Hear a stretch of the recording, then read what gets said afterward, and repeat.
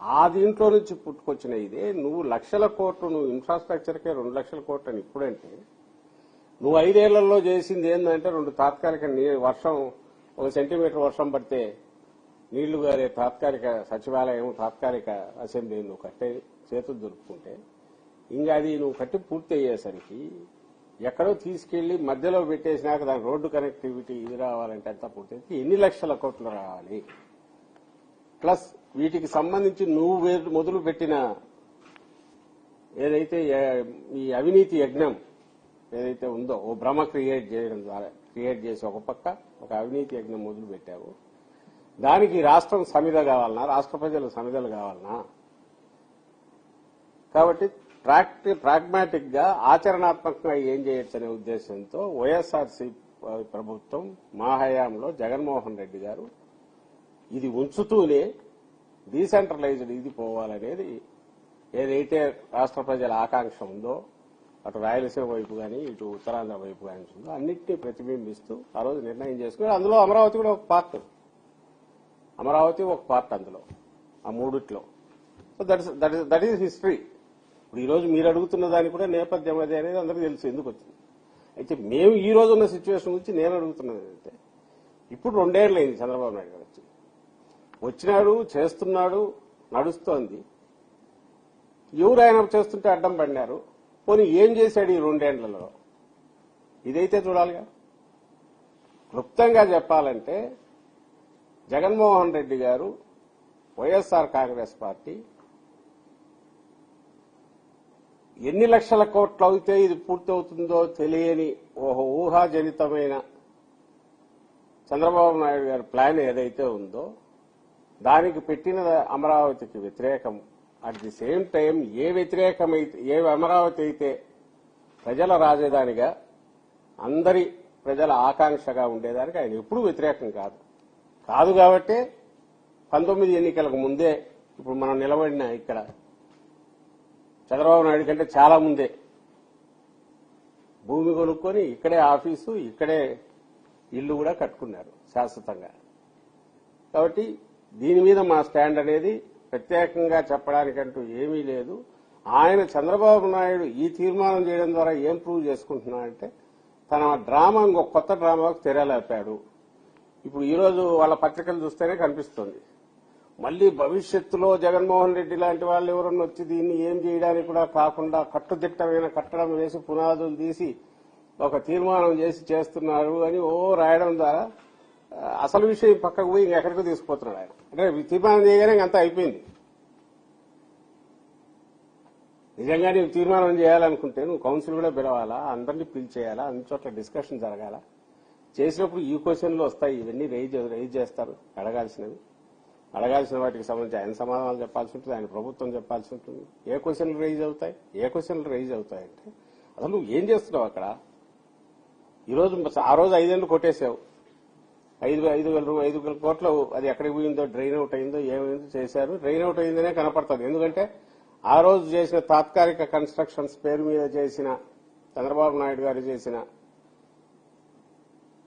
నిర్మాణాలు అయితే పూర్తి చేసిన నిర్మాణాలు అయితే ఉన్నాయో వాటిని 3,500 పైచిలుకు రూపాయల ఎస్టిమేట్ తో మొదలై పూర్తి బిల్లులు పే చేసినవి చూస్తే ఎస్ఎఫ్టీకి అంటే 3,500 రూపాయలు ఎస్ఎఫ్టీకి కాస్ట్ అనుకుంటే రఫ్లీ పూర్తి అయ్యేసరికి ఎంత అయిందా పేమెంట్లను బట్టి చూస్తే అంటే 19,000 పైచిలుకు అయింది. 19,000 రూపాయల పైన పర్ ఎస్ఎఫ్టీ.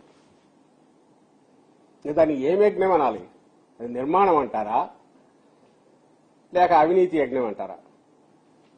కానీ లెక్కలు ఎక్కడా చూడవు. అన్లెస్ మీరు అవన్నీ తీసుకొని లెక్కలేసి బిల్లులన్నీ కూడి ఆ తర్వాత డివైడ్ చేస్తే తప్ప ఎస్ఎఫ్టీ లెక్కన కనపడదు.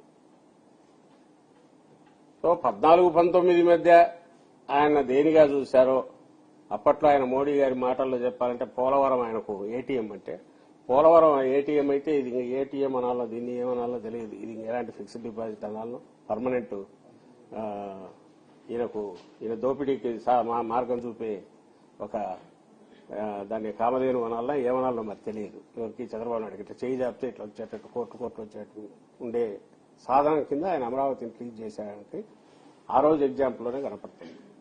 ఈ రోజు ఏం చేశాడు మళ్ళీ ఇప్పుడు ఈ 2 ఏళ్లలో ఒక్కటే అడుగుతున్నాం, ఏదన్నా ఒక కొత్త ఏదన్నా దీంట్లో వచ్చింది. కొత్త ప్లాన్ కోసం మళ్ళీ 400 కోట్లు ఈ మధ్య చదివించుకుంటున్నాడు అనేది డిజైన్ కోసం అని చెప్పి 400 కోట్లు ఇస్తున్నామంట. ఇప్పుడు అప్పుడు ఇచ్చిన డిజైన్లన్నీ ఏమినాయి? ఆ డిజైన్ లేంది, ఈ డిజైన్ లేంది, అసలు డిజైన్ల పేరు ఎన్ని వేల కోట్లు ఖర్చు అవుతుంది తెలియదు. అలాగే బిల్డింగులకు సంబంధించి ఆ రోజు ఏవైతే పునాదులు తీసి ఆగినాయో అవి ఈ కొత్త ప్రభుత్వం వచ్చాక ఎవ్వరు అడగకుండానే వాటిని రద్దు చేసి చంద్రబాబు నాయుడు గారు మళ్లీ టెండర్లు పిలిచారు. పిలిచి ప్రతి టెండర్ కూడా 5% సీలింగ్ కాబట్టి, ఎందుకంటే 5% పైన వేస్తే టెండర్ క్యాన్సిల్ అయ్యి మళ్లీ పిలవాలి కాబట్టి 4.85% ఎక్సెస్ తో మళ్లీ వాళ్లే టెండర్. దాదాపు 90% నాకు తెలిసి సేమ్ అర్లియర్ కాంట్రాక్టర్స్ కే వాళ్ళకే అలొకేషన్. ఈసారి యావరేజ్ రేట్ ఎంత ఎస్ఎఫ్టీకి? వీళ్ళ దీని ప్రకారం 11,000 12,000 ఎంతో పడుతుంది. ఊహించుకోండి, ప్రజలే ఊహించుకోవాలా. ఆ రోజు 3,500 రూపాయలు ఎంతో ఎస్ఎఫ్టీ ఉన్నది 19,000కు ఫైనల్ అయ్యేసరికి పే చేసింటే, అంటే 400%, 450%, 500% నాకు తెలియదు, లెక్కలు వేసుకోవాలి. మరి ఇప్పుడు ఈ రోజు 11,000 12,000 ఆవరేజ్ దాని మీద వేస్తున్న ఎస్ఎఫ్టీ కాస్ట్ పూర్తి అంటూ అయితే అంటే ఎవరో ఆపుతారని కాదు, జగన్మోహన్ రెడ్డి గారు ఎవరో ఆపుతారు కదా, అసలు ఈయనకు పూర్తి చేయాలనే ఉద్దేశం ఉంటే కదా. అది ఎన్ని వేల రూపాయలకు పోతుంది? నాకు తెలిసి 50,000 60,000 రూపాయలకు పోతుంది ఎస్ఎఫ్టీ. ప్రపంచంలో ఎక్కడైనా ఉందా ఇది? అసలు దీనికి ఆన్సరబిలిటీ, జవాబుదారీతనం ఉందా? దీన్ని చూస్తే భయం వేస్తుంది. అమరావతి అంటే భయం కాదు, దీన్ని చూస్తే భయం వేస్తుంది. నువ్వు అమరావతి పేరుతో చేసే దోపిడీని చూస్తే, అమరావతి పేరుతో శాశ్వతంగా ఒక వనరు కింద, దోపిడీ వనరు కింద చంద్రబాబు నాయుడు గారు క్రియేట్ చేసుకున్న విధానం ఏదైతే ఉందో దాన్ని చూస్తే ఎవరికైనా భయం వేస్తుంది. ఎందుకంటే రాష్ట్రం మొత్తం దీంట్లో ఇదే అవుతుంది, బలి అవుతుంది. రాష్ట్ర ప్రయోజనాలు కాదు, రాష్ట్రమే. ఈ ఊబి ఎక్కడికి పోతుందో తెలియదు. అక్కడ పునాదులు ఎట్లయితే ఎన్ని వందల మీటర్లు పోయి పైల్ ఫౌండేషన్ వేస్తే తప్ప నిలబడదో, ఈ అవినీతి ఊబి అనేది చంద్రబాబు నాయుడు గారు క్రియేట్ చేసింది ఎంతవరకు పోతుందో తెలియదు. దీనికి సంబంధించి ఏమైనా ఒక్క డీటెయిల్ బయటకు వస్తుందా? మా వాళ్ళ ఆర్టీఐ కింద ఎన్ని అప్లికేషన్లు పెట్టినా సమాధానం అయితే రావట్లా. నీకు నిజంగా ఏమి దీంట్లో లేకపోతే ఎందుకు ట్రాన్స్పరెంట్ గా, ఓపెన్ గా అన్ని బయట పెట్టాడు? ఈ రోజు కంటున్నారు, ఇప్పుడు బిల్డింగ్ ఏదో మొదలు పెట్టారు కానీ డ్రైనేజీలు కానీ దానికి ఏమీ లేవని. మళ్ళీ దానికి సపరేట్ ఏమైనా వేస్తారేమో తెలియదు. ఈ 2 ఏళ్లలో ఏం జరుగుతున్నాయంటే, పాత బిల్డింగులకు సంబంధించి మళ్లీ 5,000 కోట్లు మొబిలైజేషన్ అడ్వాన్స్ ఇచ్చారంట. మొబిలైజేషన్ అడ్వాన్స్ అంటే ఇంకా తెలుసుగా, ముందే ఇచ్చి పని మొదలు పెట్టండి అని. లోన్ ఎంత తెచ్చాడు? ఇప్పటికీ శాంక్షన్ చేయించుకున్నాడు, 47,000 కోట్లు శాంక్షన్ అయింది. ఇందులో ఇప్పుడు వచ్చింది ఎంత అంటే 9,000 కోట్లు. అందులో వీళ్ళకి ఇచ్చింది ఎంత? రాగానే మొబిలైజేషన్ అడ్వాన్స్ ఇనిషియల్ లోనే 50% కంటే ఎక్కువ 5,000 కోట్లు ఇచ్చేశారు. మళ్ళీ ఇందులో ఒక డైవర్షన్ అంట, అన్నదాత సుఖీభోకని 1,000 కోట్లు, 960 కోట్లు ఎంతో డైవర్ట్ చేశారు. అంటే నీకు లెక్క లేదు, పత్రం లేదు, అప్పు ఇచ్చేవాడు అంటే చాలా ఎగబడుతున్నావు. నీ పలుకుబడి ఎంత ఉపయోగించి అప్పులు ఎట్లా తీసుకురావాలనే దాని మీద చూస్తున్నావు. అని చంద్రబాబు నాయుడు గారు చేసే ఈ ఏడాపేడా ఎక్కడ అప్పులు దొరుకుతాయని వెతుకుతూ తెచ్చే వీటిని ఎవరన్నా క్వశ్చన్ చేయబోతే వీళ్ళు అమరావతికి వ్యతిరేకం. అమరావతి ఏపీలో పార్టీ కాదా? మాకే ఇంతకుముందు సీట్లు ఇక్కడ రాలేదా? ఇప్పుడు ఓట్ల పరంగా చూస్తే ఇక్కడ తక్కువ వచ్చాయా? ఎందుకు అమరావతి దీని మీద వేరే అభిప్రాయం ఉంటుంది జగన్మోహన్ రెడ్డి గారికి కానీ, వైఎస్ఆర్ కాంగ్రెస్ పార్టీకి కానీ. అందువల్ల మళ్లీ చెప్తున్నాము, వైఎస్ఆర్ కాంగ్రెస్ పార్టీ, జగన్మోహన్ రెడ్డి గారి కానీ అమరావతి మీద ఎలాంటి అభ్యంతరము లేదు. ఆ రోజు లేదు, ఈ రోజు లేదు. దేని మీద ఉంది? అవినీతి మీద, ఆ పేరుతో జరుగుతున్న దోపిడీ మీద. అలాగే రైతులను అక్కడి నుంచి వాళ్ళ భూములు లాక్కొని ఈ రోజుకు వాళ్లకు లేఅవుట్ చేయకుండా, ప్లాట్లు ఇవ్వకుండా వాళ్లను ఒక ఎటుగాని పరిస్థితిలో శాశ్వతంగా నింపేసి వాళ్ళకి అసలు పిల్లలు పెళ్లిళ్లు చేయాలన్నా ఇంకోటి చేయాలన్నా వాళ్ళ ఆస్తి ఇదని చెప్పుకోవడానికి ఏమీ లేకుండా ఎక్సెప్ట్ ఆ సంవత్సరానికి ఇచ్చే కౌలుతో మీ బతుకు ఎట్లే బతకండి అన్నట్టు శాశ్వతంగా వాళ్ళ మొదటి రాశాడు కదా రైతులది శాపంలాగా. దాన్ని చూస్తే బాధ వేస్తుంది, వ్యతిరేకత పెరుగుతుంది. ఆ రోజు సరే, ఈ రోజుకు చేయలేరు, 2 ఏళ్లైంది. ఈలోగా ఇంతమంది స్టేట్స్ డివైడ్ అయిన దగ్గర రాయపూర్ ఎన్నాళ్ళకు ఏంది తెలియదు. దాన్ని ఎవరు ఎందుకు అబ్జెక్ట్ చేస్తారు? కొత్త రాజధానులు వచ్చిన చోట నువ్వు చేసింది నువ్వు ఈ రోజు మళ్ళీ చెప్తున్నా, ఆ రోజు బిల్డింగ్ తప్ప నువ్వు పునాదులు తీసేవి కొత్తగా ఏమన్నా నీవేం వచ్చినాయి? వస్తే బిల్డింగ్లే అంటారు, అంతకుమించి ఏం లేదు. బిల్డింగ్స్ అంటే 4 బిల్డింగ్లు అంటే అది రాజధానే. పోనీ కనెక్టివిటీ ఏదన్నా ఇప్పటికేమైనా డెవలప్ అయిందా? ఇంక్లూడింగ్ కరకట్ట రోడ్డుతో సహా సేమ్ సింగిల్ రోడ్డు పోవాల్సిందే. ఆయన వాళ్ళ కాన్వాయిలు వస్తే మొత్తం ఆగిపోవాల్సిందే. ఎవరు చావు వాళ్ళు రావాల్సిందే, తిరుక్కొని పోవాలని.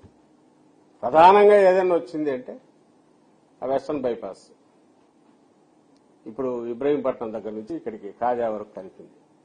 అది ఊరే పూర్తి చేసింది. మెయిన్ ఆర్టరీ ఏదైతే కనెక్ట్ చేస్తుందో అది పూర్తి చేసింది ఎవరు? జగన్మోహన్ రెడ్డి గారు. దానికి నువ్వు నీ హయాంలో పూర్తి అయినట్టు ఈ రోజు కూడా పెట్టేట్టున్నావు. మొదలు కాబోతున్నాయోహో అని వీళ్ళ దీంట్లో ఈ నెలాఖరికి అయిపోయి కంప్లీట్ చేస్తావని. నువ్వు కంప్లీట్ చేసేది నీ హయాం కాదు, ముందు వచ్చిన దాన్ని నువ్వు అసలు టేకప్ చేయలే. నువ్వు రాజధాని అన్నాకన్నా ఎవరైనా ఫస్ట్ ఏం చేస్తారు? మెయిన్ కనెక్టివిటీ తీసుకొస్తారా? అప్పటికే శాంక్షన్ అయిన ఈ నేషనల్ హైవేస్ ప్రాజెక్టు ఎందుకు అసలు తీసుకురాలి చంద్రబాబు నాయుడు? 14-19 మధ్య ఆయనకి ఇష్టంలా. ఆ కనెక్టివిటీ వస్తే త్రూ అయితే ఇతను అనుకున్న పద్ధతిలో భూములు మూవ్మెంట్ చేయాలన్నా సింగపూర్ కంపెనీల పేరు మీదనో ఇంకో దాని పేరు మీదనో తను దోచుకోవాలనుకున్నా ఈ మొత్తం క్రీమ్ 3,000 ఎకరాలు తన కన్నేసిన వాటన్నిటినీ అది ఓ పెద్ద దీనికి ఖజానా కింద మార్చుకోవాలనుకున్నా కుదరదు కాబట్టి వేలా. ఈ మెయిన్ ఆర్టీరియర్ లైన్ ఆ రోజు వేసింటే 14-19 మధ్య ఈయన ప్రమేయం ఎందుకు? దానంతటా డెవలప్ అవుతుందిగా. మరి అది ఎవరు వేసింది? జగన్మోహన్ రెడ్డి గారు వేస్తే నువ్వు ఈ రోజు దానికి ఏదో ఈయన చంద్రబాబు నాయుడు గారు చేసినట్టు దీనికోసం చేసినట్టు అది ఆ క్రెడిట్ జగన్మోహన్ రెడ్డి గారిది.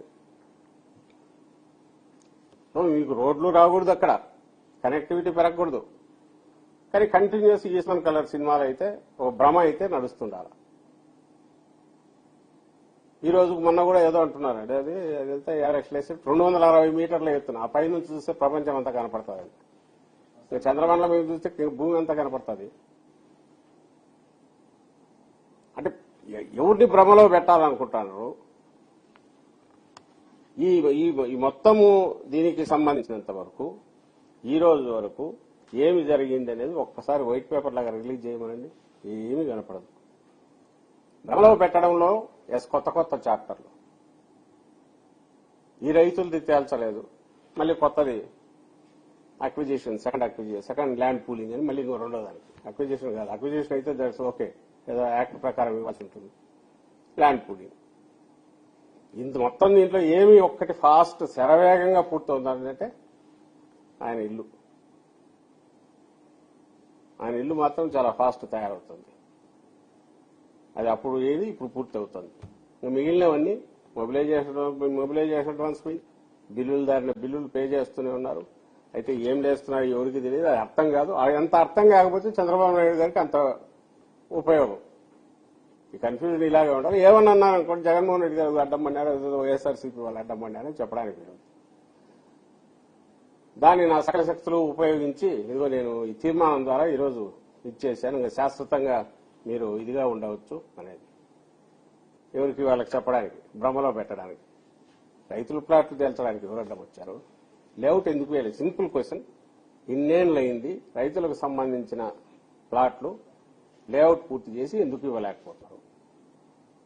నా గట్టి అనుమానం ఏంటంటే ఆయనకి ఎక్కడ ఏముందో పేపర్ మీద గీశారు తప్ప అవి ఎక్కడ ఏమున్నాయో తెలియదు.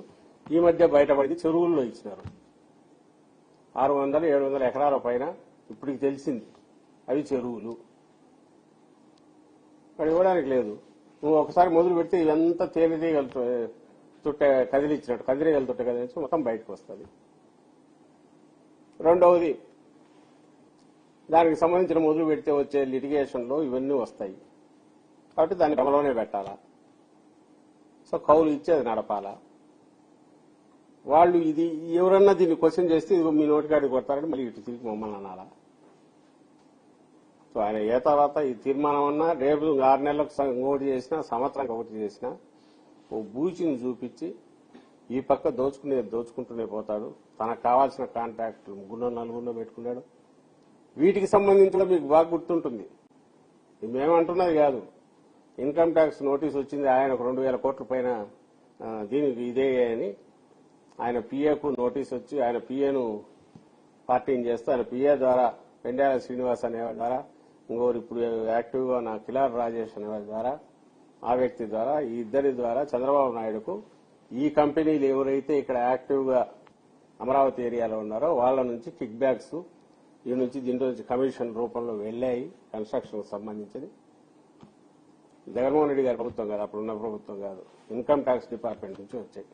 సరే దాని అది మధ్యలో ఇప్పుడు ఆయన దాంట్లో పార్ట్ కదా చంద్రబాబు నాయుడు గారు ఎన్డీఏలో పార్ట్, మరి ఏం మేనేజ్ చేస్తున్నారో తెలియదు. కానీ యాక్చువల్ అయితే నాకు తెలిసి 24 మార్చికే 2024 మార్చికే అది ఫైనల్ డేట్ ఉంది.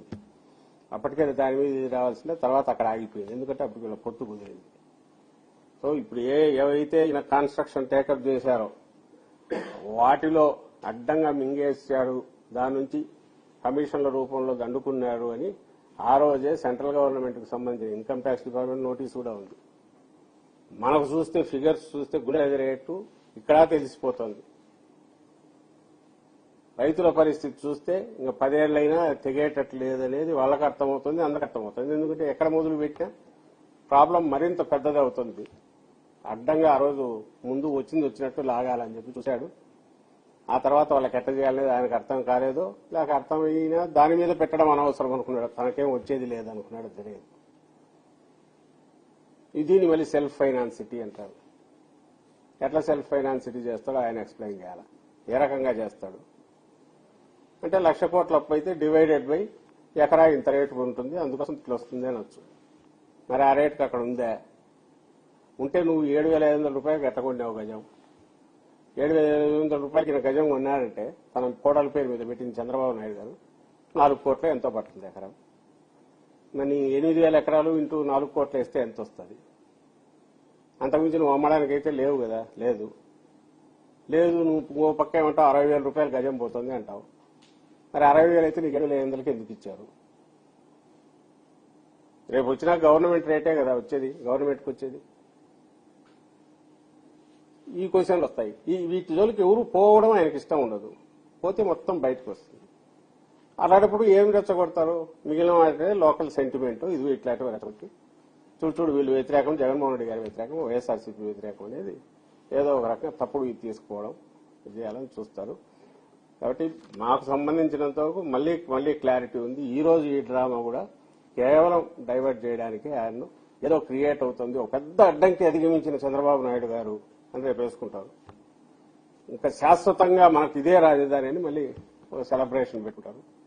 తద్వారా ఒక పెద్ద ఒక భ్రమ క్రియేట్ చేస్తారు మళ్ళీ. So that's what we feel. And మేము ముందు నుంచి చెప్తున్నది జగన్మోహన్ రెడ్డి గారు అంతకుముందు చెప్పింది, మళ్ళీ ఇప్పుడు చెప్తున్నది కూడా పార్టీకి సంబంధించి కానీ మా లీడర్ స్టాండ్కి సంబంధించి మాత్రం దాంట్లో కన్సిస్టెన్సీ ఉంది. అండ్ ఆయన దాంట్లో కూడా కన్సిస్టెన్సీ లేదని చెప్పండి చంద్రబాబు నాయుడు గారు దాంట్లో. ఏం కన్సిస్టెన్సీ అంటే అమరావతి అనేది ఏ రూపం తీసుకోకూడదు, అది మనుషులు ఆర్గానిక్ గా అంటే అన్ని వర్గాల ప్రజలు నివసించే ప్రజా రాజధాని లాగా అయితే ఉండనవసరంలా. వస్తే బిల్డింగులు రాని, ఎన్ని బిల్డింగులు వస్తే అంత కమిషన్లు వస్తే వాటితో నడుస్తూ ఉంటుంది పని. షేప్ తీసుకుంటే స్కై లైన్ మారితే చూపిస్తాడు 3 టవర్లు ఉన్నాయి కదా అని. అట్లా టవర్లు మనం గుంటూరు రోడ్లో పోతే కనపడతాయి నాగార్జున యూనివర్సిటీ పక్కన. దాంతో అమరావతి రియాలిటీ కాదు, ఇది అందరూ గుర్తించాలి.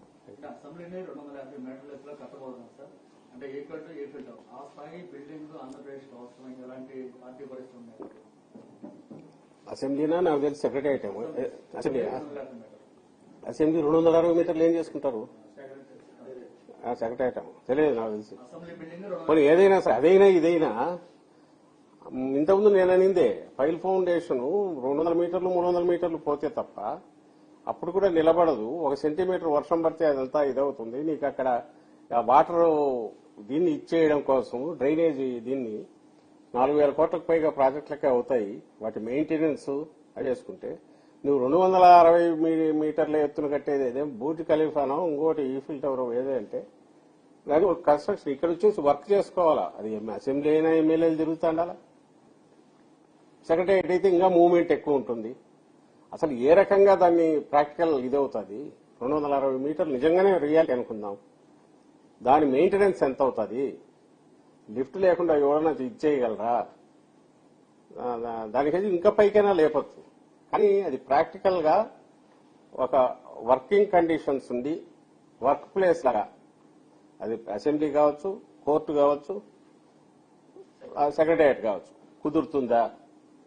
ఆన్సర్ లేదు. ఆయనకు కావాల్సింది ఒకటి భ్రమ క్రియేట్ చేసే పిల్లలు కదా కూర్చొని పైకి పెద్ద గీత గీసి నేను ఆ ఎత్తున టాప్ లో ఉంటానని అనుకోవచ్చు. మిమ్మల్ని ఆ టాప్ తీసుకుపోతానని అనుకోవచ్చు. అదేదో అన్నారు కదా కింద వాటర్ కింద నుంచి తీసుకొచ్చి ఇటు అటు కలుపుతామని అన్నారు అంతకుముందు. ఏది హైపర్ లూప్ అన్నాడు ఆయన. ఏదైనా అంటాడు Olympics next time Olympics conduct చేస్తామంటాడు. అట్లా అందులో భాగంగా ఇది అంటారు. కానీ ప్రాబ్లం ఏంటంటే అదంటే ఏదో కేసులే అనుకోవచ్చు. ఆయన అంటున్నాడు భ్రమలో ఉన్నాడు అంటే కలకంటున్నాడో మంచిది అనుకో. కానీ ఇక్కడ ఏమవుతుందంటే డబ్బులు జనం సొమ్ము, రాష్ట్ర వనరులు, అప్పుల భారం ఇది పెరుగుతుంది. రాష్ట్ర వనరులన్నీ డ్రైన్ అవుట్ అవుతాయి. అప్పులు దొరకకూడదు స్వామి కానీ అందరూ కోరుకోవాల్సిన పరిస్థితి. చంద్రబాబు నాయుడు ఎక్కడ అప్పు పుట్టకపోతే బెటరు. ఎందుకంటే అప్పు పుడితే ఎంత తీసుకెళ్లి మొత్తం పక్కకు పోయి డ్రైనేజ్ లో పోసినట్టు పోస్తాడు. దాంట్లో వచ్చి కమిషన్లు తీసుకొని తాను బెనిఫిట్ అవుతాడు అని భయపడాల్సిన పరిస్థితి. అది ఎంత పెంచడానికి వీలైతే అంత పెద్ద పెద్ద మాటలు మాట్లాడతారు, పెద్ద పెద్ద డిజైన్లు తీసుకుంటారు. వేరే ఎందుకంటే డిజైన్లకు 400 కోట్లు అంటే అంతకుముందు 300 కోట్లు 400 కోట్లు అంతకుముందు పెట్టాడు. ఇప్పుడు ఈ 400 కోట్లు ఏం డిజైన్లో తెలియదు.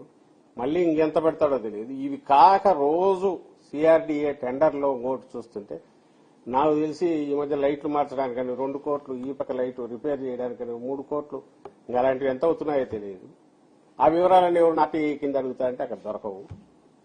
సో ఈ అందరూ మనం ఈ దీంట్లో కొట్టుకుంటాండగా ఆయన సందర్భంలో సడేవిగా లాగేసుకుంటూ పోతారు.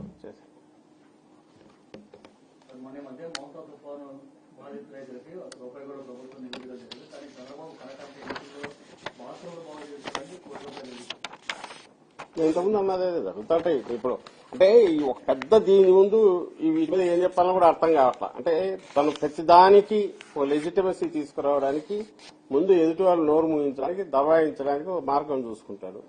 అందులో భాగంగా అమరావతి అనగానే అమ్మచుచ్చుడు అమరావతి అంటున్నారు వీళ్ళు వ్యతిరేకమనేసి ముద్రేస్తే అక్కడికి నోరు మూసుకుంటారు అందరూ. లేదా జనము అవును కదా ఆల్రెడీ వ్యతిరేకం కాబట్టి మాట్లాడుతున్నారని జనం అనుకుంటారు. ఎందుకని ఆ భ్రమ క్రియేట్ చేస్తాడు, అది కంటిన్యూ చేస్తాడు. ఈ మధ్యలో ఇవన్నీ కొడుతుంటాడు. అందులో ఇవన్నీ వస్తాయి. అందులో చూస్తే ఇవన్నీ ఆయనకు మార్నింగ్ ఏదో పంటి కింద ఒకటి చిన్న పప్పు గింజలు వేసుకున్నట్టు అనుకోవాలి. చిల్లర అవన్నీ ఆయన కింద ఉండే వాళ్ళు దోచుకునేవాళ్ళు వాళ్ళందరికీ ఇది అవుతుందని అనుకోవాలి. ఈ పెద్దదాన్ని మనం అంటున్నాము వీటిని క్వశ్చన్ చేద్దామంటే బేస్ కూడా దొరకదు. అక్కడ ఎట్లయితే పునాది పైల్ ఫౌండేషన్ పోవాలో దీంట్లో బేస్ ఆయన అవినీతి దాంట్లో బేస్ వెతకాలంటే కూడా మనకు బేస్ దొరకదు. ఎందుకంటే ఆ కన్ఫ్యూజింగ్ లెక్క. ఇప్పుడు ఇంత డెడ్యూస్ చేస్తే కనపడుతున్న ఏవైతే ఉన్నాయో ఇందులో ఏవి అసత్యాలు కావు. ఎవరైనా చూసుకోగలిగినవే. మొత్తం ఎంత పెట్టారు, ఏం కడుతున్నారు, రేపు ఈ తాత్కాలికం మీద పెట్టింది ఏమైంది, మరి తాత్కాలికం దానికి సంబంధించి రేపు వాటిని ఏం చేస్తారు. సో ఇవి అసలు తాత్కాలికందే ఎందుకు పర్మనెంట్ ఎందుకు వాడాల, అలాగే 50 లక్షల ఎస్ఎఫ్టీ ఇక్కడ ఎందుకు, అక్కడ తెలంగాణలో ఈ మధ్య లేటెస్ట్ కట్టిన దగ్గర సెక్రటరియట్ అదే సెక్రటరియట్ నాకు తెలిసి 7 లక్షలు 8 లక్షల ఎస్ఎఫ్టీ ఉంటుందేమో. పోల్చుకోవడానికి ఉన్నాయి. పాత వెంట ఏమన్నా అనుకోవచ్చు. అసెంబ్లీ ఇక్కడ ఎంతో నాకు తెలిసి 20 లక్షలు 22 లక్షలు అన్నారు. అంత పెద్ద పార్లమెంట్ 1300 1500 మందికో కొత్త ఎక్స్పాండ్ అయిందని కూడా నాకు తెలిసి వాళ్ళు 10 లక్షలు ఎస్ఎఫ్టీ కట్టినట్టున్నారు. సో ప్రతిదానికి కంపారిటివ్ చూడడానికి ఉన్నాయి బయటవి. అండ్ వాటి కాస్ట్ 600 కోట్లతో తెలంగాణ కట్టారు. Telangana secretariat building. మరి ఇక్కడ ఇది ఎన్ని వేల కోట్లో తెలియట్లా. ఇవన్నీ ప్రజలు అర్థం చేసుకోవాల్సినవి, అడగాల్సినవి. ఇది వైఎస్ఆర్ కాంగ్రెస్ పార్టీ ఒకటే కాదు, అందరూ అడగాల్సిన క్వశ్చన్లు. ఏం చేస్తున్నావా, ఎక్కడికి తీసుకుపోతాండవు నువ్వు, మొత్తం అంతా డబ్బు అందరికి ఏం చేస్తున్నావు, పోనీ ఈ డ్రైన్ అవుట్ అయ్యేదంతా నీకేమన్నా అసెట్ ఏమన్నా బిల్డ్ అవుతుందా, బిల్డ్ అయినాక దాని మెయింటెనెన్స్ కాస్ట్ ఎంత, ఇవన్నీ జనం అడగాల, జనం ఆలోచించాలా. ఇది మా కోరిక. ఇంకోటి ఫస్ట్ ఫేజ్ ల్యాండ్ పూలింగ్ లో 33,000 ఎకరాలు వచ్చినప్పుడు అంతా తన మీద నమ్మకంతో ఇచ్చారని ఆయన చెప్పారు. ఇప్పుడు సెకండ్ ఫేజ్ లో రైతులు భూములు ఇవ్వడానికి రావట్లేదు అంటే రాజధాని ప్రాంతంలోనే చంద్రబాబు మీద నమ్మకం పోయిందంటారా? కారణం ఏంటంటే ఇదే నేను చెప్పిన దానివల్లే. ఆ రోజు కూడా నాకు తెలిసి 14-19 మధ్య కూడా ఎవరు మనస్ఫూర్తిగా ఇచ్చారైతే నేను అనుకోను. రకరకాల ఇవి చూపించారు. అలాగే ఒకసారి కళ్ళ ముందు మనం కూడా ఒక పెద్ద ప్రాజెక్ట్ రియల్ ఎస్టేట్ వ్యాపారి కదా చేసినట్టు భ్రమ క్రియేట్ చేస్తే వాల్యూ పెరుగుతుంది. అలా పెరుగుతుంది అనేది కూడా చూపడానికి కొన్ని ప్లాట్లు వాళ్ళే రేట్లు ఎక్కువ ఉన్నట్టు, ల్యాండ్ రేట్లు పెరిగినట్టు ఇది క్రియేట్ చేశారు. చేసి దాని నుంచి ఒక డ్రీమ్ క్రియేట్ చేసి తీసుకున్నారు. కాబట్టి ఆ రోజు కొంతవరకు ఇదే ఉండొచ్చు. బట్ ఇప్పుడంతా అయినాక కొంతకాలం పాటు వైఎస్ఆర్ కాంగ్రెస్ పార్టీకి ఇది కాబట్టి మీరు ఇది మేము వచ్చాం కాబట్టి మళ్ళీ మీకు ఎంత మంచి జరుగుతుందని చెప్పాలనుకున్నా 2 ఏళ్లు గడిచిపోయినాయి. ఇంకా అయిపోతే ఇంక 2 ఏళ్లకు అయిపోతుంది. చూస్తే దిక్కు మొక్కు లేదు, కళ్ళ ముందు కనపడుతోంది ఈ రైతుల పరిస్థితి. సహజంగానే 2వ ఫేజ్ లో క్వశ్చన్స్ వస్తున్నాయి. మరి వాళ్ళ సంగతి తేల్చకుండా మా దగ్గర ఇది అవుతుంది అనేది ప్లస్ దేనికి ఇది అని నువ్వేమంటావు ఆఖరికి ఆయన అనేది ఇది ఆ రోజు ఇదే అమరావతి ఇంటర్నేషనల్ సిటీ ఈ 30,000 ఎకరాలతోనో మొత్తం 50,000 ఎకరాల 33,000 ఎకరాలు మీద ఇచ్చినందువల్ల ఇది ఇంటర్నేషనల్ సిటీ సింగపూర్ కాబోతుందని. ఈ రోజు రెండోది ఎందుకయ్యా అంటే ఇది మున్సిపాలిటీ అవుతుందంటే ఇంక అక్కడే మోసం కనపడుతుంది కదా. ఎవరైతే ఆ రోజు ఇచ్చారో నువ్వు ఆ రోజు సింగపూర్ సిటీ అని ఈ రోజు 33 ఎకరాలతో ఏమవుతుంది, చిన్న మున్సిపాలిటీ అవుతుంది. అన్లెస్ అది కూడా అయితే తప్ప ఇంకొక 30,000-40,000 ఎకరాలు 50,000 ఎకరాలు తీసుకుంటే తప్ప పెద్ద సిటీ కాదంటే నీకు ఉద్దేశం లేదని తెలిసిపోతుంది. ఇటు తెలుస్తోంది. మా సంగతి తెలుసుకున్నా నువ్వు ఇంకో దగ్గరికి ఎక్కడికి భ్రమలో పెట్టడానికి పోతుంది. వాళ్ళకి అర్థమవుతుంది. నిన్ననే కదా పక్కన ఎక్కడో 80 ఢిల్లీలో చెప్పలే, ఈ పక్కనే అన్నాడు. అయిపోయింది ప్రమాణం, సింగపూర్ లాంటి సిటీ వస్తుంది, ఇంకో లాంటి సిటీ మీకు ఏది నచ్చితే అలాంటి సిటీ అనుకోండి అన్నాడు. మరి ఆ రోజు అన్నీ చేయకుండా వచ్చి ఈ రోజు అది మున్సిపాలిటీ అంటున్నావు అంటే నువ్వు కావాలని మోసం చేస్తున్నావు అని అప్పుడే తెలిసిపోతుంది. దాంతో మా పరిస్థితి ఏంటని వాళ్ళకు అనుమానం వస్తుంది. ఇదే తెలుసు. ప్లస్ లేఅవుటే చేయలేను ఇంతవరకు. వీటన్నిటి వల్ల ఆ పరిస్థితి ఆ రియలైజేషన్ అయితే ఉంది. ఇక్కడ ఇతను మోసం చేస్తున్నాడు మమ్మల్ని అనేది బాగా అందరికీ అర్థమైంది ఇక్కడ ఉన్న వాళ్ళకు. అయితే ఇప్పటికి ఇచ్చిన వాళ్ళు ఏమో చిక్కుకుపోయాం కదా, ఏదో ఒక రకంగా ఇది షేప్ తీసుకుంటే బాగుంటుంది అనేది ఉంటుంది. అందరి కోరికే అదే, అది త్వరగా షేప్ తీసుకోవాలి వితౌట్ ఎనీ ఫర్దర్ కాస్ట్ లేకుండా. దానికి ఒక్కటే ఏంటి, ఏది ఆ రోజు చేసింది ఆయన మీ మధ్య జగన్మోహన్ రెడ్డి గారు అన్నట్టు ఏదో ఆర్గానిక్ గా కావాలంటే రెండింటి మధ్య గుంటూరు విజయవాడ మధ్యన పెట్టిండాలి. లేదు అంటే నువ్వు డిక్లేర్ చేసి జోనల్ సిస్టమ్ జోనింగ్ చేసి మాస్టర్ ప్లాన్ రిలీజ్ చేస్తే ఎవడు బెనిఫిట్ అయితే వాళ్ళు అవుతారు. బేసిక్ ఇన్ఫ్రాస్ట్రక్చర్ బేసిక్ బిల్డింగ్లు తనకు కట్టుకుంటాడు. మిగిలినవి రైతులు బెనిఫిట్ అయ్యేది రైతులు అవుతారు. గవర్నమెంట్ ల్యాండ్ ఉంది కాబట్టి గవర్నమెంట్ ల్యాండ్ లో ఫెసిలిటీస్ అవి క్రియేట్ చేసుకుంటే తక్కువ కాస్ట్తో అయిపోయేది. అది ఆ రాజధాని దానంతటా అది డెవలప్ అయ్యేది. ఈ రోజు అక్కడ అసలు ఎవరైనా మనుషులు ఉండడానికి అంటే పేద ప్రజలు కానీ డిఫరెంట్ వివిధ వర్గాల వాళ్ళు మధ్యతరగతి వాళ్ళు కానీ లోయర్ మిడిల్ క్లాస్ వాళ్ళు కానీ ఉండడానికి హౌసింగ్ అసలు ఎక్కడెక్కడుంది. నువ్వు పెట్టిన ప్లాట్లు నీ లెక్క ప్రకారం అయితే గజం ఒకవేళ పోతే గీతే పోయే పరిస్థితి లేదు. 60,000 70,000 కంటే ఎవరు కొని కట్టుకుంటారు వీళ్ళు ఇక్కడ. జగన్మోహన్ రెడ్డి గారు దానికి పనికొచ్చేట్టు పేద ప్రజలు కూడా ఎవరైతే వాళ్ళు ఉంటేనే పద్దలు వేస్తే సపోర్టింగ్ సిస్టమ్ డెవలప్ కావాలన్నా total eco system liveable conditions ఉండాలన్నా ఇవ్వాలని ఇస్తే వాటిని తీసేస్తే పేదలకు ఇచ్చిన భూములు ఏమున్నాయో ప్లాట్లు వాటిని తీసేశారు. వాటిని అక్కడికి తీసినాక ఇప్పుడు అక్కడ ఏముండబోతాయి బిల్డింగులు తప్ప. అంటే ఈ 2029 వచ్చేసరికి ఈయన పూర్తి అయ్యేసరికి కూడా ఇక్కడ నుంచి మళ్లీ పోయి ఆ రోడ్లలో కరకట్ట రోడ్డు అట్లే సింగిల్ రోడ్లో పోవడము లేదా రోడ్లు కొంతవరకు ఏదైనా ఇంప్రూవ్ అయినా అక్కడికి పోయిన తర్వాత ఈ 30 కిలోమీటర్ల కమ్యూటింగ్ చేయకుండా ఏ రకంగా అక్కడ ఉండే పరిస్థితి ఉంటుంది. ఆ స్ట్రక్చర్స్ కు తగినట్టు ఒక సిటీ డెవలప్ కావాలంటే ఆ స్ట్రక్చర్స్ అంటే అవి ఆర్గానిక్ గా డెవలప్ అయ్యే ఇల్లు ఎప్పుడు వస్తాయి, వాటి సపోర్టింగ్ సిస్టమ్స్ ఎప్పుడు వస్తాయి, దానికి ఎన్ని దశాబ్దాలు పడుతుంది. మరి అన్నాళ్ళు ఈ పెట్టిన పెట్టుబడి దీని నుంచి అక్కడ ఏదైనా జీఎస్టీ రూపంలో ఇంకో రూపంలో ప్రజల యాక్టివిటీ పెరిగితే వచ్చేవన్నీ ఎక్కడొస్తాయి. ప్లస్ ఈ పెట్టిన అప్పులు తీర్చడానికి నువ్వు నీ దగ్గర మిగిలిన ల్యాండ్ ఎవరికి అమ్ముతావు. ఒకేసారి 8,000 ఎకరాలు 10,000 ఎకరాలు అమ్మకానికి పెడితే ఎవరు కొంటాడు ఎందుకైనా. ఆ రేట్లు ఎందుకు వస్తాయి. నువ్వు అప్పుడు ఇంత అప్పుడు అయితే నీ ఇంట్రెస్ట్ కాస్ట్ ఎంత అవుతుంది. 1,00,00,000 కోట్లకు సంవత్సరానికి 8,000 కోట్లు 9,000 కోట్లు ఇంట్రెస్ట్ అయితే నువ్వు తెచ్చే ఈ 1,00,000 కోట్లు ఎంతో వాటికి ఇప్పుడు తెచ్చి పెడితే దాంతో పూర్తి కాదు. అయితే బేస్ వేయడానికి అంత అయితే నీకు ఇంట్రెస్ట్ ఉందని కూడా నీకు బయట నుంచి రాకపోతే నీకు నువ్వు సెల్ఫ్ ఫైనాన్స్ ఎక్కడ, ప్రిన్సిపల్ ఎప్పుడు రీపే చేస్తావు? ఈ క్వశ్చన్స్ అన్ని వరుసగా చాలా ఉన్నాయి. వీటన్నిటినీ ఎవరు ఎందుకు చూడలేకపోతున్నారంటే ఏదైనా ఇతరు పెట్టే భ్రమలో అన్నా ఉన్నారు. ఇది అడిగితే అమరావతిని వ్యతిరేకిస్తున్నారంటారని, లేదా ఆల్రెడీ స్టేక్ హోల్డర్స్ అక్కడ ఉంటాయి కాబట్టి ప్లాట్లు రేపు ఇవి పోతే ₹4 వస్తాయి కదా, కొంచెం రేటు ఇట్లే ఉండడం మేలు, హైప్ ఉంటేనే బెటర్ అనుకునే వాళ్ళు ఉండొచ్చు.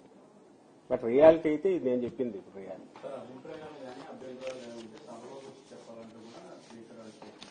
ఎందుకు లాభం? ఇక్కడికి వచ్చి దాని అందుకే నేను అడుగుతున్నా, అసెంబ్లీ పెట్టావు, కౌన్సిల్ పెట్టు, అభిప్రాయాలు చెప్తావు. ఎక్కడైతే బలంగా మా వాయిస్ వినిపించగలము అక్కడ వినిపిస్తాం. రెండోది, దీనికి నువ్వు ఆన్సర్స్ ఇస్తావా? ఆన్సర్స్ ఇవ్వాలనుకుంటే జగన్మోహన్ రెడ్డి గారు క్వశ్చన్ చేయాల్సిన అవసరం ఏంది? నువ్వు రాగానే నీ ఎంతటి నీ పాలసీలోనే కనిపించేదిగా, నీవు కరెక్ట్ చేసుకుని డిఫరెంట్ పద్ధతిలో పోయేవాడుగా, కొంచెం రియల్ ప్రాగ్మాటిక్ అప్రోచ్ లో పోయేవాడు, నిజంగా ప్రాజెక్ట్ పూర్తి చేసే రకంగానే ఆలోచించేవాడుగా. అది చేయలేదంటే నీకు ఆ ఉద్దేశం లేదు. నువ్వేం ఆన్సర్ ఇస్తావు? మళ్ళీ అదే బ్లాస్ఫమీ లాగా నువ్వు అమరావతిని అంటావా అని చెప్పి మళ్ళీ ఇంకోటి ఏదో సెంటిమెంట్ రెచ్చగొట్టడానికి ట్రై చేస్తాడు. కాబట్టి అతనికి ఆన్సర్ ఇవ్వాలనే ఉద్దేశం లేదు. క్వశ్చన్స్ ఎదుర్కొని ఇవ్వడానికి ఆన్సర్స్ ఆయన దగ్గర లేవు. అది ఎదుర్కొనే ధైర్యము లేదు అతనికి, లేదు చంద్రబాబు నాయుడుకి, లేదు వాళ్ళ పార్టీకి లేదు. ఆన్సర్స్ ఇవ్వాలనే ఆలోచన ఉద్దేశం కూడా వాళ్ళకి లేనప్పుడు అవాయిడ్ చేస్తారు, ఎవేట్ చేస్తారు అంతే.